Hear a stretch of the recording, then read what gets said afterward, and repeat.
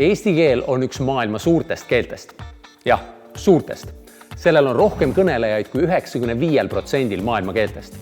Kui sa ütled laikima või vaibima, siis sa ei riku meie ilusat emakeelt ära, sa hoopis rikastad seda. Ja kui sa tahad miljardäriks saada, siis vajalikke oskusi õpid sa emakeeletunnist. Tundub uskumatu, siis vaata edasi. Sarja Eesti kirjakeel 1000. Tere, mina olen Kristo Siig ja sina tunned mind võib-olla minu ajaloovideote järgi. Praegu on aasta 2025 ja see on üks ajalooline hetk eesti keele jaoks. Tänavu täitub 500 aastat ajast, mil trükiti esimene teadolev eestikeelne raamat ja me tähistame Eesti raamatu aastat. Ja sel puhul panime Videopsi ja Eesti Keele Instituudiga kokku 12-osalise videosarja eesti keelest. Lihtsas keeles ja lõbusad õppevideod, nagu minu videod ikka. Neid võid vaadata koolitunnis, eriti ütleme 7.–12. klassi eesti keele tundides keeleteadlikkuse teemade all. Aga mitte ainult. Kui sa niikuinii YouTube'is niisama scrollid, siis võiks ju targemaks ka saada. Aga millest see sari siis muidu on? Väga hea, et sa küsisid. Vaata, viimased 500 aastat on eesti keele jaoks olnud edukad. Väga edukad.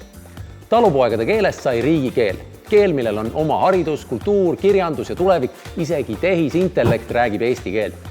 Aga meie sari vaatab edasi. Kuidas hoida eesti keel elujõulisena järgmised 500 aastat? Kuidas teha eesti keel suureks? Selleks oleks kasulik, kui me kõik oleksime mõnes asjas samal lehel. Ja seepärast ongi videod sellistel teemadel nagu miks ei ole maailmas ainult üks keel, miks on kasulik, et eesti keel on olemas, mis teeb eesti keele eripäraseks, kuidas eesti keel on läbi aja muutunud, kuidas teised keeled on eesti keelt mõjutanud, plaensõnad, võõrsõnad, kas eesti keel on ikka väljasuremise ohus, kuidas eesti keelt hoida, kuidas luua uusi sõnu, mis kasu on eesti keele tundides õpitavast päris elus, kui palju allkeeli mahub eesti keele sisse, kas ikka on nii, et eesti keeles ei ole piisavalt sõnu ja kuidas aidata teistelgi inimestel eesti keelt õppida.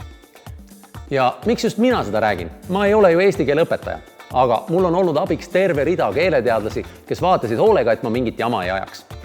Nii et hakkame pihta. Teeme eesti keele suureks.